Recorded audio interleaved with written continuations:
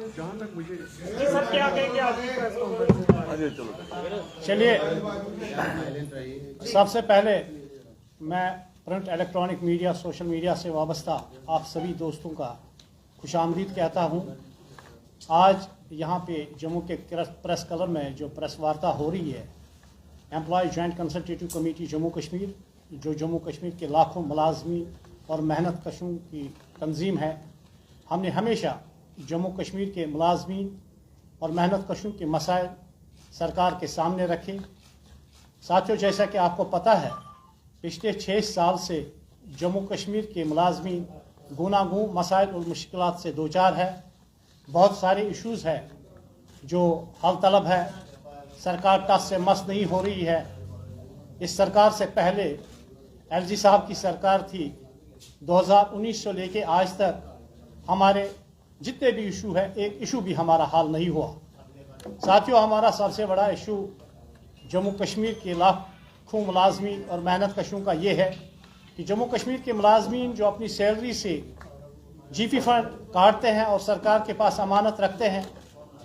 तकरीबन सरकार के पास हमारे हज़ारों करोड़ रुपए है, लेकिन मुलाजमीन को वो जीपी फंड का पैसा वापस नहीं मिल रहा है। ये अमानत में खयानत है। हम सरकार पे वाज़ह करना चाहते हैं कि हमें बताया जाए कि आपने हमारे पैसे कहाँ रखे हैं। क्या कहीं खर्द वर्द मत हुआ है हमारे पैसों का? जब ये जमहूरी हुकूमत मार्ज वजूद में आई तो उमर साहब ने हमें यकीन दिलाया था कि हम देखेंगे कि आपके जीपी फंड का पैसा कहाँ है और हम पुराने तरीके से उसको रिलीज़ करेंगे।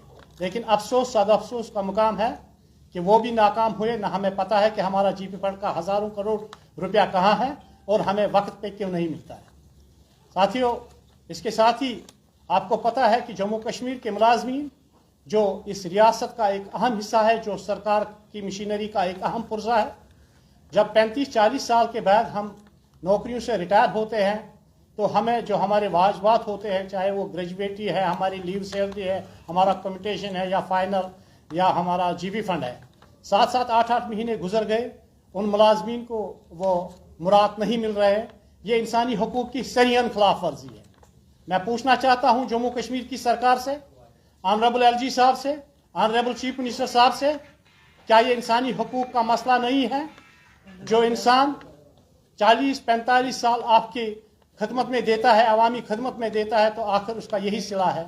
तो हम सरकार को वार्न करते हैं कि ऐसे नहीं होना चाहिए। जो ही मुलाजिम रिटायर हो जाए उसी महीने में उसके वाजबात उसको मिलने चाहिए। साथ ही हम चाहते हैं कि ओल्ड पेंशन स्कीम को लागू किया जाए।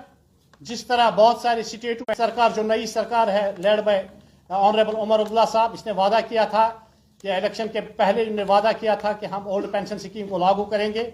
हम उस वादे को उनको याद दिलाते हैं। एक तरफ हमारा हुक्मरान तबका, चाहे वो दिल्ली के पार्लियामेंट मेंबर हो, राज्यसभा मेंबर हो, हमारे असेंबली मेंबरान हैं, ये अपने लिए पेंशन रखते हैं, लेकिन कर्मचारियों से कहते हैं कि नहीं, आपके लिए कोई पेंशन स्कीम नहीं है। एक मुल्क में 2 कानून नहीं चलेंगे। दुनिया की सबसे बड़ी जमहूरियत भारत देश में है। यहाँ हर किसी पे एक ही कानून लागू किया जाएगा। हम चाहते हैं कि ओल्ड पेंशन स्कीम को फिर से लागू किया जाए। साथ ही SRO 43 के बहुत सारे केसेस बहुत सारे सरकारी महकमों में पेंडिंग है। उन पोस्टों को जल्द अज जल्द फिलअप किया जाए और SRO 43 में जो तरमीम की गई है उसको वापस लिया जाए। पहले की तरफ जैसे पहले था उसी हित में उसको वापस लाना चाहिए।